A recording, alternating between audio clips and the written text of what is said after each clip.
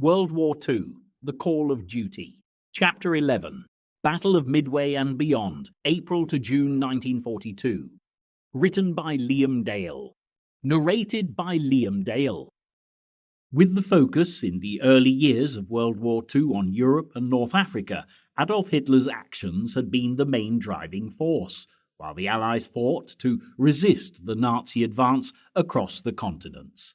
However, as 1942 progressed, the Second World War was taking on global proportions, with the ramifications of the surprise Japanese attack on the American Navy at Pearl Harbour in December 1941 becoming increasingly evident.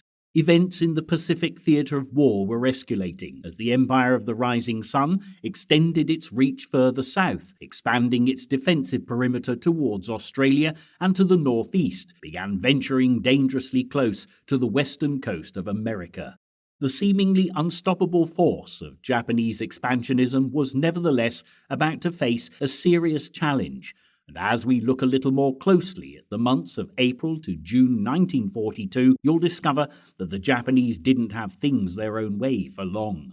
A sleeping giant had truly been awakened at Pearl, and as the Americans fully entered the arena of war, they quickly began to make their presence felt. From the daring American Doolittle raids on Tokyo through to the Battle of the Coral Sea and the dramatic events at Midway, any advantages gained by Japan at Pearl Harbour were about to be countered in some style by US forces as the tide of the war in the Pacific slowly but surely began to turn. The creation of an East Asian co-prosperity sphere, free from the shackles of the Western empires, had long been the desire of those ruling Japan. By April 1942, it seemed that the Empire of the Rising Sun was vaster than it had ever been before. The war in Southeast Asia and the Pacific had been highly successful, and the Japanese were now in control of the most strategically important parts of the Chinese coast and had occupied Malaya, Thailand, the Dutch East Indies, and most of Burma. In the Pacific, they held Wake Island, New Britain, the Gilbert Islands, and Guam. And while the drive to seize new territory continued, the outlook was grim for the Allies. In the first few months of the war with Japan, valuable British and American outposts had swiftly fallen to the invading forces, and thousands of people were now prisoners of war, helplessly caught behind enemy lines. Even Singapore, once regarded an impregnable British force, had been crushed by the Japanese, dealing a devastating blow to Allied commanders. America, in the meantime, had lost valuable military bases and would soon lose its foothold in the precious Philippine Islands. After invading the capital, Manila, the Japanese were now advancing further south, hot on the heels of the retreating Allied troops, and there seemed to be little in the way of halting Japan's drive to completely dominate the Pacific. With a string of victories to boast of, many of the Japanese troops were in fact so satisfied with what they'd accomplished so far that in some regions of the new empire they took time out to relax. For the time being, the Western threat to their Pacific domain seemed to have been eliminated, and the Japanese were confident that they could hold their newly won territories with ease. Britain and America were, however, preparing to strike back and would not take such belligerence without some form of retaliation. Days after the attack on Pearl, the British Prime Minister had rushed to Washington to begin discussions with President Roosevelt, and on December 26, 1941, in a speech before the US Congress, he stated his unwavering determination to crush the new Eastern enemy. Britain had been alone in its fight against the Axis since the fall of France in the summer of 1940, and the entry of America into the global conflict had been met with great relief by Churchill. Now Roosevelt, Churchill, and the Soviet leader Joseph Stalin, who'd been fighting the Nazi forces since June 1941, were united against the Axis, and there was at last real hope that the Allies could win the war. As commanders were allocated to the Pacific theatre of war, however, there was no doubt that the challenges that lay ahead were great. Fleet Admiral Chester W. Nimitz had assumed command of the Pacific Fleet 2 weeks after the Japanese attack on the American naval base in Hawaii, and with many battleships and destroyers sunk during the raid, he was well aware it would take time to salvage the ruins and reinstate the US fleet to its former glory. Faced with coordinating an attack across the Pacific, an ocean that covered over 65 million square miles, there was no doubt that in the early months of the war, Nimitz was operating at a considerable disadvantage. However, there was one thing that the Americans had in their favor. The aircraft carriers that were destined to play such a vital role in the battles of the Pacific hadn't been at Pearl Harbour when the Japanese planes had swarmed in, creating an advantage that the US Navy would exploit to the full. Meanwhile, as fears grew that Japan would soon move further south towards Australia and New Zealand, the first response from the Allies called for the establishment of bases in the far reaches of the Pacific so a counterattack could be launched. The remote islands of New Caledonia, Fiji, and Espiritu Santo, which lay to the northeast of Australia, had long been within the Western sphere of influence, and work was soon underway to establish military bases there. With fierce battles being undertaken in the European theatre of war, finding sufficient air and naval reserves to send to the Pacific proved extremely challenging for the Allies, and valuable supplies came at less than ideal pace. And all the while, the Japanese raced to expand the boundaries of their empire, as Allied engineer units raced against the clock to complete their work, often attempting to accomplish the impossible as they negotiated the difficult terrain. There would inevitably be the occasional setback, but the Allies never wavered in their determination to halt the Japanese in their tracks, and by April 1942, the situation could not have been at a more critical point. Since the invasion of the Philippines on December 8, 1941, American and Philippine forces, led by General Douglas MacArthur, had been fighting a desperate battle against the Japanese invaders. As the situation had deteriorated, President Roosevelt had ordered MacArthur to leave to take command of operations in the Southwest Pacific from the relative safety of Australia, and although he had been reluctant to leave his men, MacArthur finally obeyed his president's orders on March the 11th, but not before he had vowed to return. It was of little consolation to the troops left in the Philippines, who'd been backed into a corner on the Bataan Peninsula off the main island of Luzon by the beginning of April. Allied naval forces in the area had been destroyed in a series of battles around Java, and with almost all neighbouring territories under Japanese control, the troops were now cut off from most of their supplies and surrounded by the enemy. When the Japanese launched their new air and artillery assault, breaking through Allied defences, the men, who were worn out from malnutrition, sickness and combat fatigue, were too weak to counterattack and surrendered. Some of the Allied servicemen managed to escape to Corregidor Island to the south of Bataan, but battalions of Japanese infantry swiftly moved in and pushed the defenders back to Malinta Hill. To the despair of all those left fighting, the American flag was soon lowered, and General Jonathan Wainwright, who had taken over from General MacArthur, had no choice but to accept General Masaharu Homa's terms of surrender. As a result, by May 8, 1942, the Philippines had been officially lost. But there was an even greater tragedy for the Allies to face as the Philippines fell. The Japanese had captured 80,000 Allied prisoners, all of whom needed to be transported to prison camps, and faced with such a huge task, it was decided they should walk 60 miles to a railhead at San Fernando. What was soon dubbed the Bataan Death March began on April 10th, and it proved to be a terrible ordeal for the men who were already malnourished and sick. Thousands lost their lives as a result of exhaustion, hunger, dehydration and sickness, while many others were brutally murdered by their captors. It was a stark warning that going to war with Japan would be costly in terms of casualties, as the POWs were treated with bitter contempt by the Japanese soldiers, who regarded surrender as dishonorable.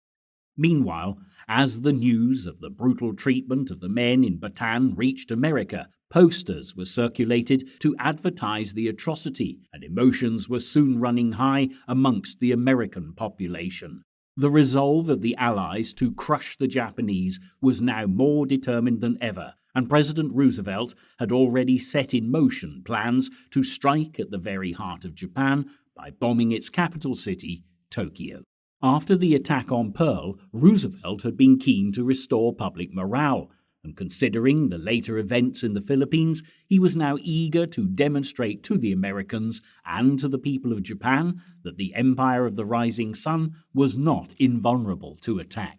With such an ambitious project in mind, Lieutenant Colonel Jimmy Doolittle, one of the most famous aviators and aeronautical engineers in America, had been chosen to plan and execute the attack.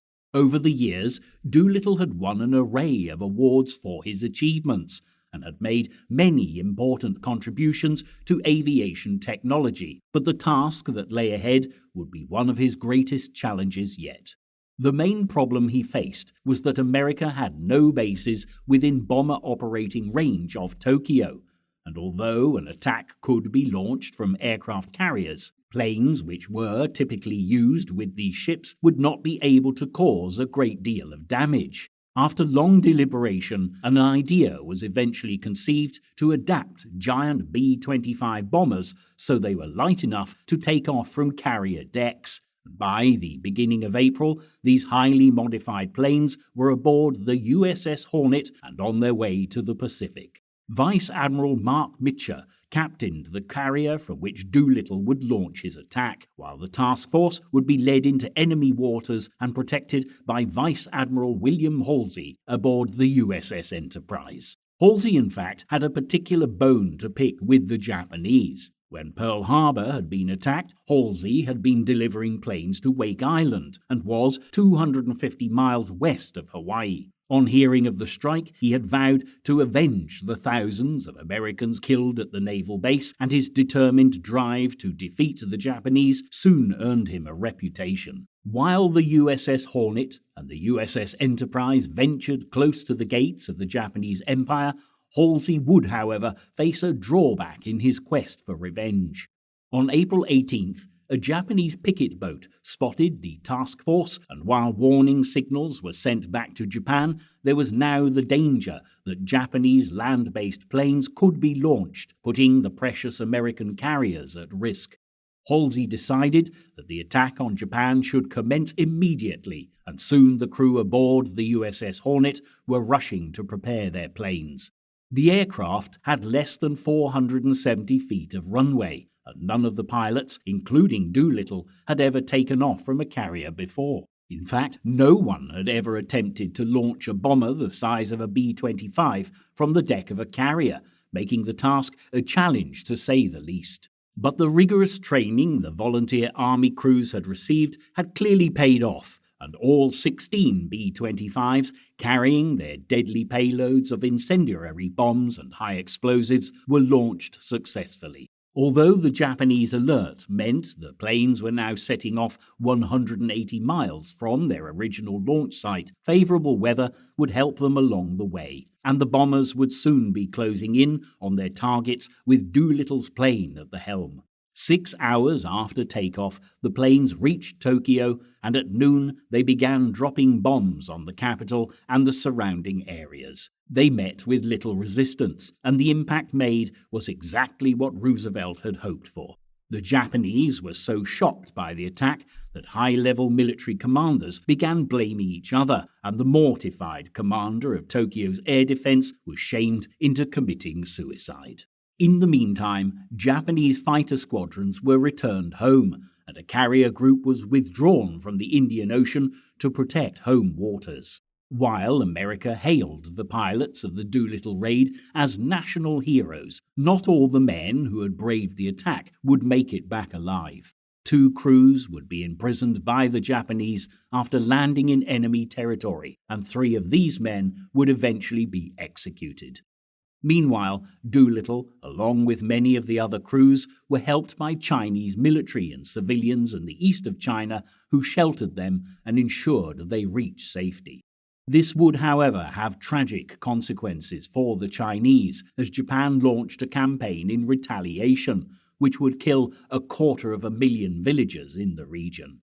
Such vicious retribution revealed just how much the attack on Tokyo had injured Japanese pride, And although the damage to Japan itself was not as severe as Doolittle had hoped, the fact that US bombers had reached the homeland at all would have a profound effect on Japan's decision-making in the next step of their Pacific War. As the boundaries of the empire had grown ever greater in the early months of 1942, there had been much disagreement among senior Japanese commanders over the next course of action to take. Fleet Admiral Osamu Nagano, head of the Naval General Staff, had keenly supported spearheading further territorial gains, a strategy which had the full support of the Imperial Japanese Army.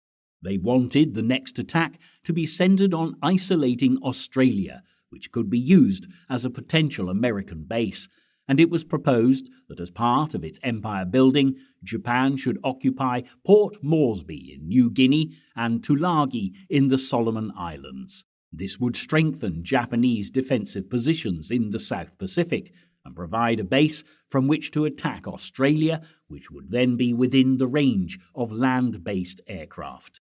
The Japanese had already begun edging closer to the Australian mainland, and after seizing New Britain, the largest island in New Guinea, back in January 1942, they had established a major base at the city of Rabaul. The Australians were well aware of the dangers that this posed to their country, and in February 1942, their fears were more than justified, as Japanese planes gathered from the same task force that had attacked Pearl Harbour flew towards the northern coast of Australia.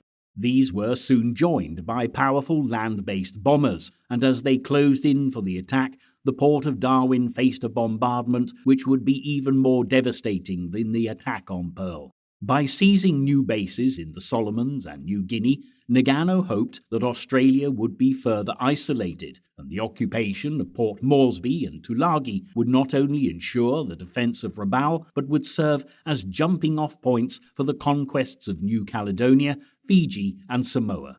This in turn would cut supply and communications lines between the United States, Australia and New Zealand. Not everyone in Japan was in accordance with Nagano, however, and Admiral Isoroku Yamamoto, who had masterminded the attack on Pearl Harbour, believed that rather than continue to drive for more territory, Japan should concentrate on creating a defence buffer for their new empire. There was now an endless supply of resources at the disposal of the Japanese, which could be gathered from the territory they held around the Pacific and beyond. The supply routes between the Japanese mainland and the occupied countries needed to be protected, however, and to do this, Yamamoto was eager to eliminate the threat of American intervention. The Japanese admiral was aware that the failure to destroy valuable carriers at Pearl had been a fatal mistake, and to ensure the survival of the empire, and indeed of Japan itself, it was essential to finish what he had started in December 1941 and complete the destruction of the American fleet. Yamamoto began to conceive a plan to lure US carriers within range of a Japanese task force for a monumental battle which would ensure Japanese control of the Central Pacific. He selected as his target Midway Atoll, two tiny coral islands which lay on the extreme northwest of the Hawaiian island chain. The American base here was far enough from Hawaii to lessen the risk of heavy land-based air power threatening Japanese ships. And not only would valuable US carriers be sent out to protect the atoll, if captured, Midway would further extend the Japanese defensive perimeter and even provide a useful base to launch attacks on the west coast of America. Yamamoto had, however, struggled to convince Admiral Nagano that an attack on Midway should take priority, and until April 18, 1942, preparations had been focused on advancing further south towards Australia, rather than on destroying the American fleet. It was only when Jimmy Doolittle launched his daring raid on Tokyo that opinion swung in favour of an attack on Midway. With fears growing that the homeland was vulnerable to air attacks, the Prime Minister of Japan, General Tojo, agreed that resources should be focused on the defense of the empire and the elimination of the American threat. Nevertheless, by mid-April, it was too late to withdraw the forces preparing to advance on Port Moresby and Tulagi, and for the time being, the Battle of Midway would have to wait. The drive towards Australia, codenamed Operation Mo, was scheduled for the beginning of May, and the entire campaign was placed under the command of Yamamoto's protege, Admiral Inouye. He, in turn, would coordinate several groups, which included a carrier strike force commanded by Vice Admiral Takagi, a Tulagi invasion force commanded by Rear Admiral Kiyohide Shima, and there would also be a Port Moresby invasion force. What the Japanese didn't realize, however, was that the Americans had cracked their codes, and as signal traffic was intercepted by US and British intelligence, Admiral Nimitz was informed of the imminent attack on Port Moresby. The news was treated very seriously by the American commander, who was aware that Australia would be left vulnerable if the Japanese established bases so close to their country. After consulting Admiral Ernest King, head of the US Navy, it was decided that the invasions should be opposed with all the aircraft carriers the Allied forces could muster. A fleet centered on 2 carrier groups was rapidly assembled and included Task Force 17, based around the carrier USS Yorktown, and Task Force 11, based around the carrier USS Lexington. Rear Admiral Frank Fletcher, who had already seen action in the Pacific after the Marshall and Gilbert Islands raids back in February, was placed in command of Yorktown and would also be in overall command of the mission. Meanwhile, Rear Admiral Aubrey Fitch would command Lexington, and there would also be a joint Australian-American cruiser force to provide additional support. Task Force 44 would be commanded by Rear Admiral John Crace of the Royal Navy. As the ships headed towards New Guinea and the Solomon Islands, they would encounter many dangers along the way, with high seas and heavy winds to combat, but there was no doubt that every man on board was willing to brave the worst of the storms, if it meant he was given the opportunity to strike back at the Japanese. While the carriers moved further west, soon preparations were made for the attack. Bombs were loaded onto planes, and pilots prepared for the mission ahead. Then finally, on May 3rd, news arrived that Shima's invasion force had arrived in the Solomon Islands. As Japanese troops began to pour onto Tulagi, Fletcher altered course to head due north towards the enemy.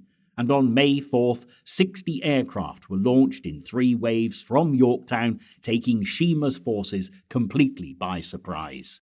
The attack was a success, and as well as hitting 3 minesweepers and 4 seaplanes, the Americans managed to sink an important Japanese destroyer. Nevertheless, the Japanese would continue to hold Tulagi as they set to work establishing a seaplane base on the island. After inflicting a considerable amount of damage on the Japanese fleet, Fletcher took his task force due south to meet up with Crace and Fitch's ships, but now the Japanese were aware of the presence of American carriers in the area.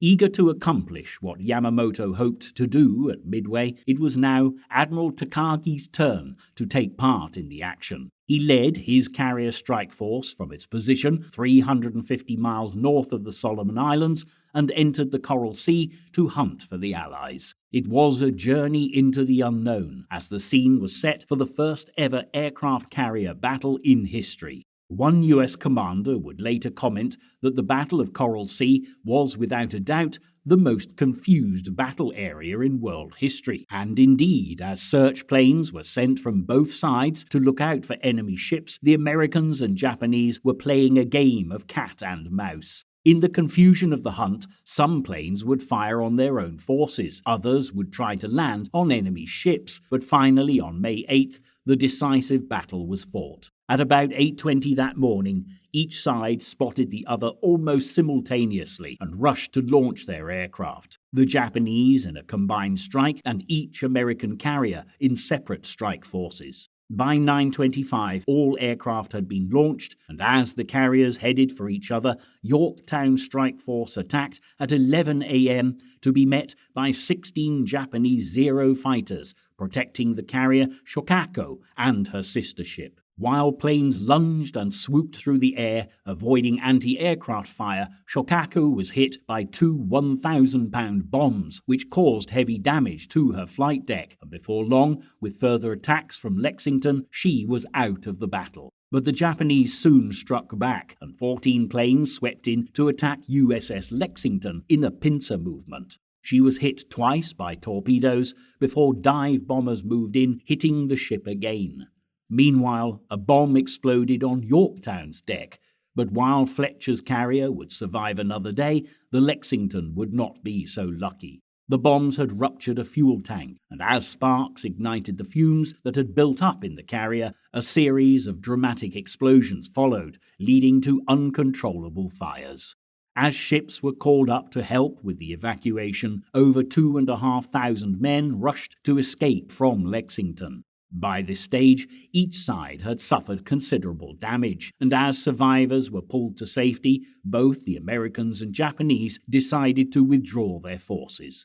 The results of the battle had been costly for the Americans, and with the loss of USS Lexington, as well as other ships and many planes, it appeared that the Japanese had won a tactical victory. However, the Battle of Coral Sea would in fact give the Americans the greater advantage. With a strong Allied force in the area and with two of their carriers damaged, the Japanese now feared that many of their landing crafts might be destroyed if they went ahead with the invasion of Port Moresby.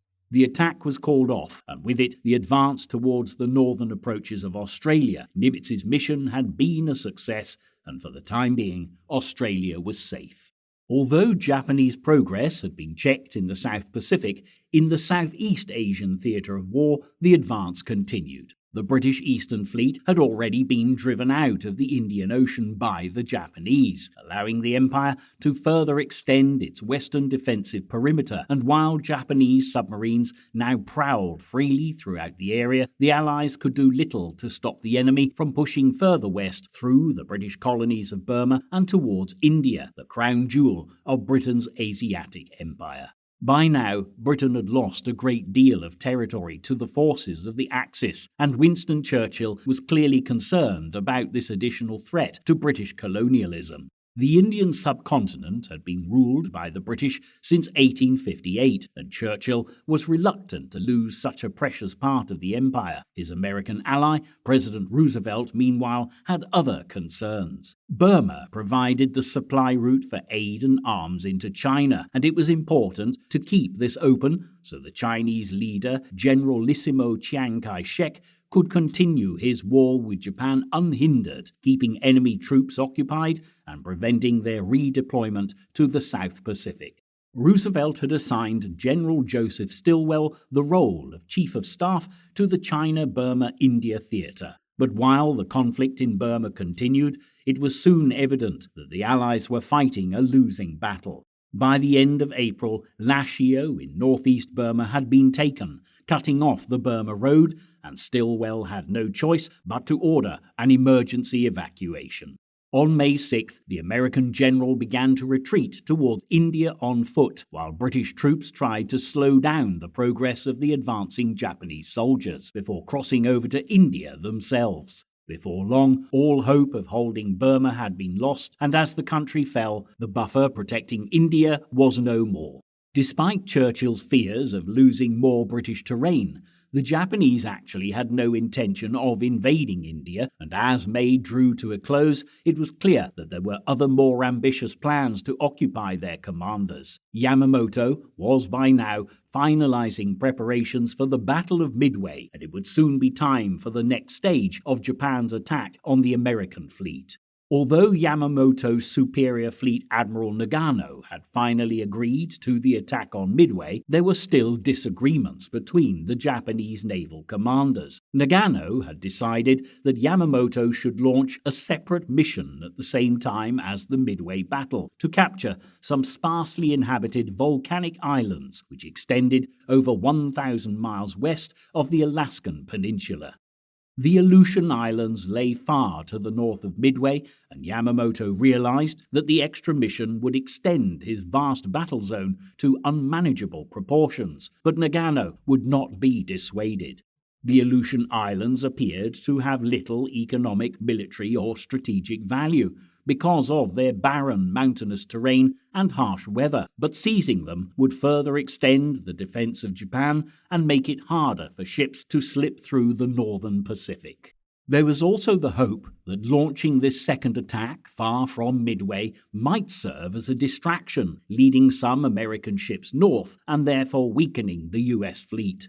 Yamamoto must have eventually seen that there were some advantages to Nagano's plan, and though reluctant, he finally agreed to extend the area of battle to incorporate the islands near Alaska.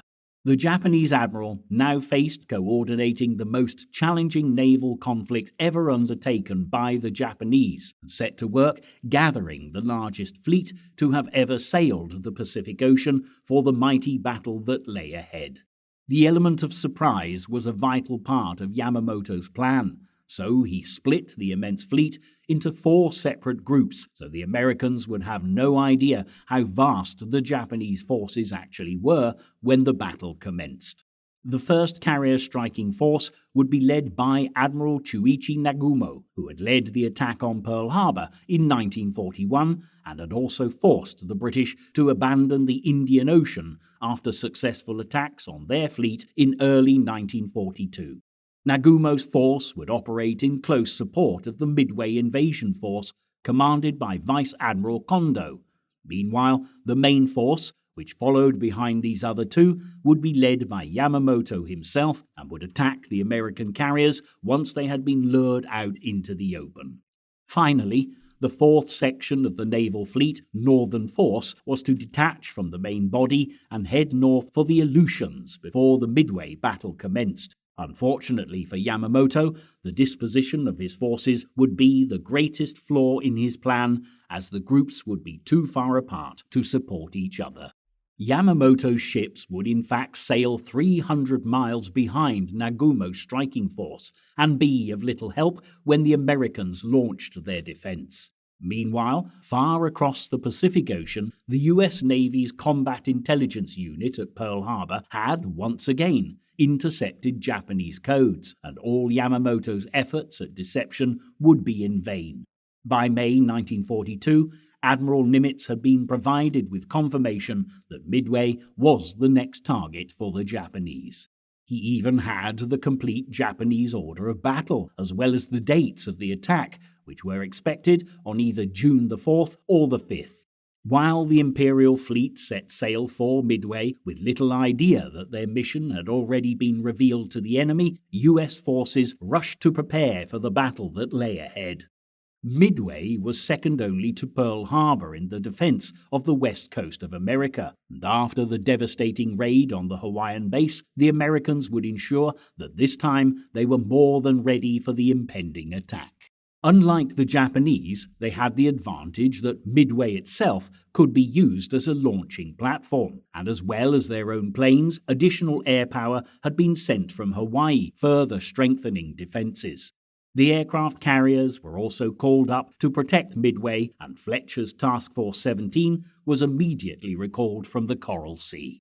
Although severely damaged, Yorktown had survived the battles against the Japanese, and after arriving in Pearl Harbour on May 27th, work crews from the shipyard had worked around the clock to ensure she was repaired and ready to defend Midway within days. Halsey's Task Force 16, with the carriers USS Hornet and Enterprise, were already at Pearl, although Halsey himself would not be well enough to take part in the battle. He would be replaced by Rear Admiral Raymond Spruance, who would operate under the overall command of Admiral Fletcher. As well as calling on as many Army and naval personnel as he could muster, Nimitz requested photographers so the events at Midway could be recorded. The famous film director John Ford knew Nimitz well and would capture some of the most memorable footage of the conflict. By the end of May, all possible preparations had been made for the battle that lay ahead, and with defenses in place, American forces could do little more than watch and wait for the Japanese offensive to begin. Air Corps units searched the skies for the first signs of a Japanese attack, while far out to sea, Yamamoto's armada edged ever closer to the naval base. Compared to the Americans, the Japanese had little idea of what they were up against. They believed that only 2 aircraft carriers, the USS Enterprise and USS Hornet, would be available for the defense of Midway, and were convinced that USS Yorktown had been sunk at the Battle of Coral Sea. Underestimating the strength of their opponent would be an expensive mistake, as in reality, the Japanese faced not 2, but 3 American carrier groups, and the challenge that lay ahead would be much harder than Yamamoto had imagined. By May 30th, US search planes were launched from Midway to hunt for the giant enemy fleet, and after scanning the seas for several days, the ships of the Imperial Navy were finally spotted. As the alarm rang out across Midway in the early hours of June 4th, Nagumo ordered dive bombers, torpedo bombers, and Zero fighters to launch their attack on the American base, and within less than 2 hours, the onslaught had begun. American planes, flown by Marine pilots, scrambled to intercept the attack and would destroy many of the enemy planes despite heavy losses. Meanwhile, as dive bombers from Nagumo's attack force swooped across the island, those defending the ground fought back fiercely, and the anti-aircraft fire would prove much deadlier than the Japanese had expected. The base was thrown into chaos as bombs rained down on the island, destroying fuel storage tanks and aircraft hangars, but the defenders continued to battle back against the enemy forces. As the first attack on the island ended, it was the Americans' turn to strike back, and 2 torpedo squadrons headed for the Japanese carriers. Without fighter escorts, they were no match for the Japanese Zeros, and were almost all shot down. But as the waves of American attacks continued, the Japanese were kept distracted. They were too busy focusing on the defense of their ships to launch a strike against the American fleet, and soon US planes had broken through the Japanese resistance.